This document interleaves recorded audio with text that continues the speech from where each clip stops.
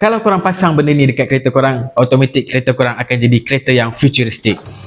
Guys, tak nak ke bagi kereta korang nampak futuristik? Benda ni sangat padu. Wireless charger, dan pada masa yang sama dia boleh jadi pemegang smartphone dekat dalam kereta korang. Kalau kita nak jadikan dia charger, kita kena plug in dia punya kabel macam ni. Tapi kalau kita tak nak plug in dia punya kabel, kita boleh jadikan dia pemegang smartphone saja dekat kita punya kereta. Dan yang bestnya, dia ada built-in bateri untuk buka benda ni. Korang tengok ni, touch je.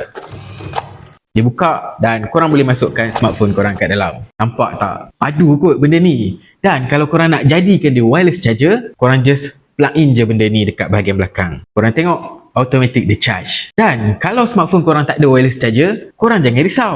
Sebab dia juga bagi dengan benda ni. 3 jenis kepala untuk kita punya smartphone. Dia ada Type-C, Micro USB dan Lightning cable. So benda ni kita just plug je dekat bawah kita punya smartphone. So kita just plug je macam ni. Korang nampak tak? Dan dekat bahagian bawah ni pula, dia ada port untuk nak masukkan benda tu kat sini. So, korang tahu tak, kalau kita dah plug macam ni, dia boleh detect movement.